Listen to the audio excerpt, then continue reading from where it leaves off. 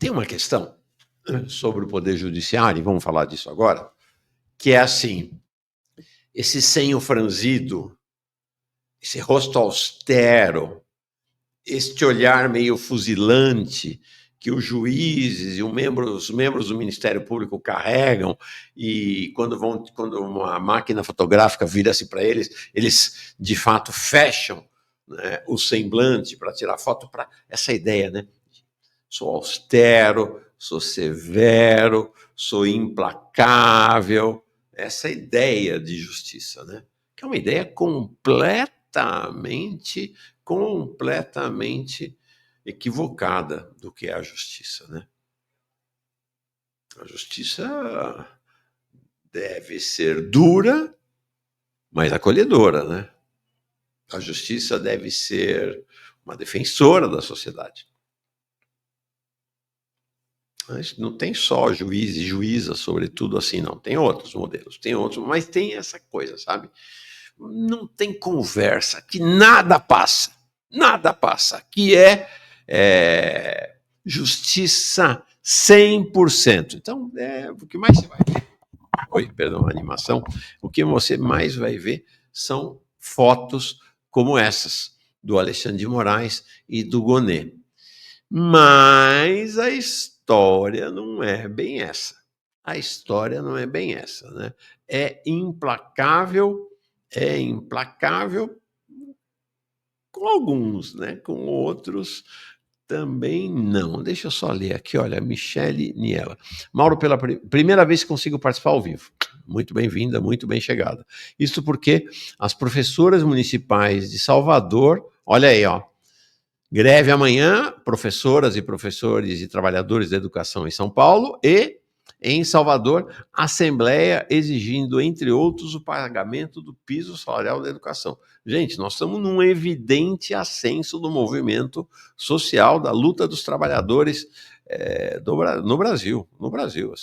Essa batalha dos entregadores e entregadoras é muito eloquente. Então, mas fora das telas, nos almoços, nos jantares, nos encontros, ali na sala do cafezinho, não é esse rosto se desanuvia, e aí tem sorriso, e aí tem acordo, e aí tem esta ação. Nós tocamos nesse assunto ontem, hoje nós estamos dando um passo adiante na apuração em relação a isso, que é no fim de semana, né, na quinta à noite, o Gonê deu o parecer dele pelo arquivamento do inquérito relativo à falsificação dos cartões de vacina do Bolsonaro e da filha dele, e de outros também, né, da esposa, da filha do Mauro Cid, tá? E aí, na sexta-noite, o Alexandre de Moraes falou, tá ok, vamos arquivar sim, vamos arquivar. E ontem nós já registramos, a história era estranha, olha isso aqui. Esse é o texto do Gonê. Registramos ontem, registro de novo hoje. O procurador-geral cita uma lei segundo a qual é proibido o recebimento de denúncia fundamentada apenas nas declarações do colaborador. Daí a jurisprudência da Corte exigir que a informação do colaborador seja ratificada por outras provas, a fim de que a denúncia seja apresentada, escreveu Gonê. Isso advém do trauma da Lava Jato, né? Na Lava Jato, a simples delação de alguém preso era suficiente para condenar.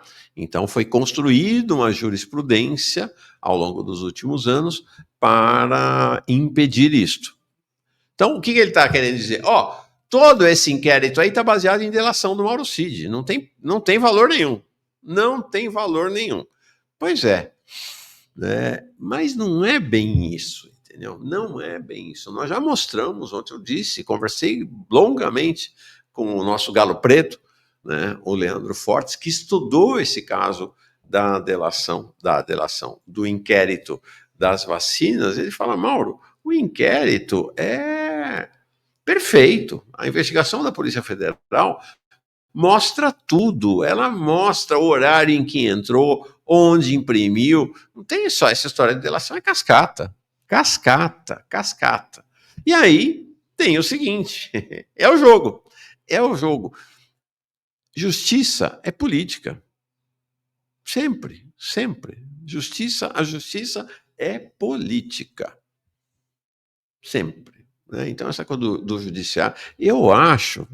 Vocês têm visto aqui, nós trouxemos um advogado para explicar o trâmite lá no STF. Agora, aqui não tem como em outros veículos de comunicação essa coisa de ficar advogado desfilando aqui o tempo todo, né, para ilustrar-nos com a sua sapiência jurídica, quando os temas, na verdade, são políticos. Entendeu? Quero ver os advogados que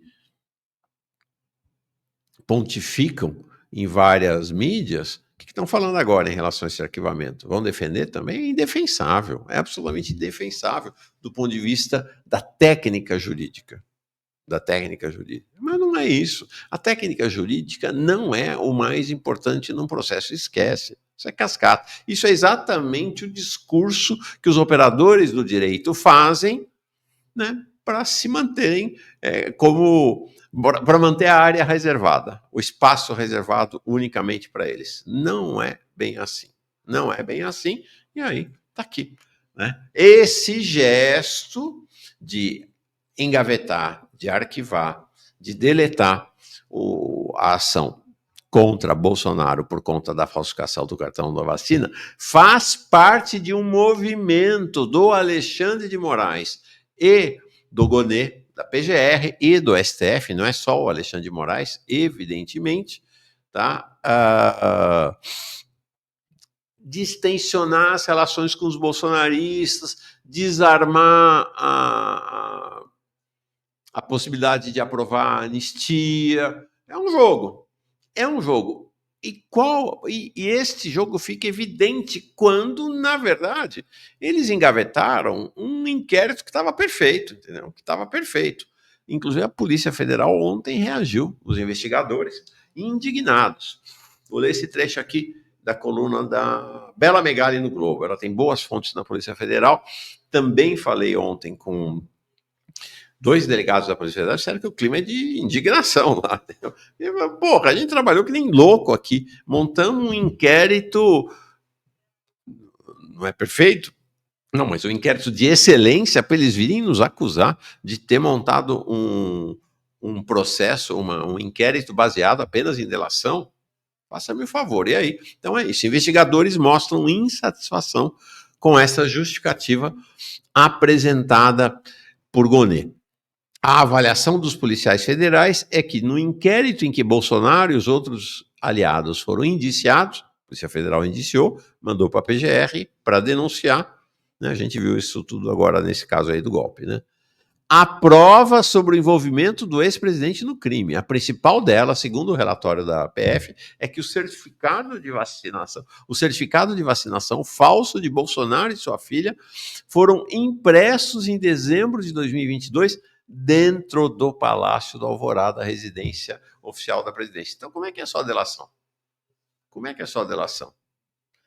É que é o acordão que está em andamento, gente. Olha aqui, a própria Agência Brasil, do governo federal, ano passado.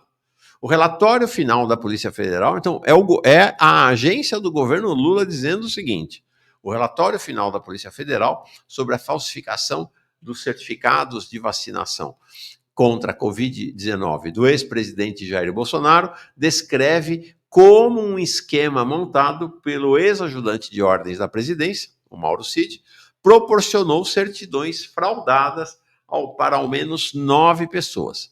A PF informou que a PF tomou as conclusões após colher depoimentos e apurar uma série de provas, incluindo mensagens em aplicativos de celular, registro de login em sistemas da saúde e dados de geolocalização dos investigados, entre outras, como, por exemplo, a impressão dos certificados falsos no Palácio da Alvorada. Então, gente, não é nada disso. Não é nada disso. É o acordão. É o acordão. E o acordão qual é? Isso é importante. E o acordão qual é? Qual é o acordão entre os progressistas e os liberais? Entre o governo, PGR, STF, né, as mídias liberais, todo mundo. Vamos tirar o Bolsonaro do jogo.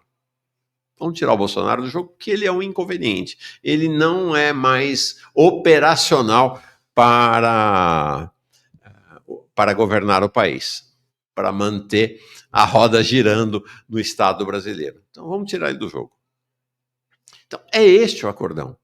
O resto, vamos acostumbrando, não precisa ser tão radical, porque é o seguinte, é um mecanismo também de autoproteção das elites, entendeu?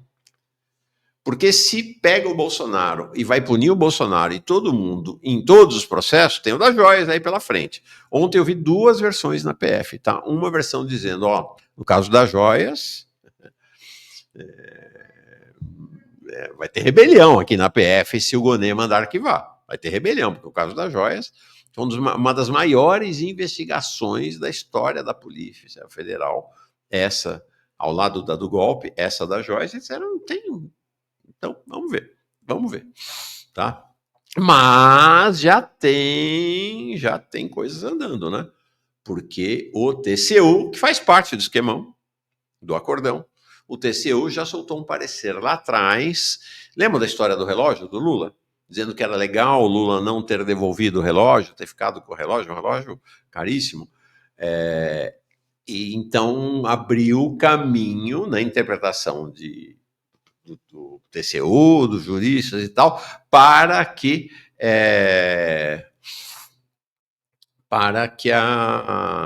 esse inquérito das joias também vá para a lata de lixo. Vamos ver. O pessoal da PF tem 2 visões na PF. Uma de que não é inescapável, vai ter uma rebelião de fato, não tem como arquivar, e outra de que podem de fato arquivar.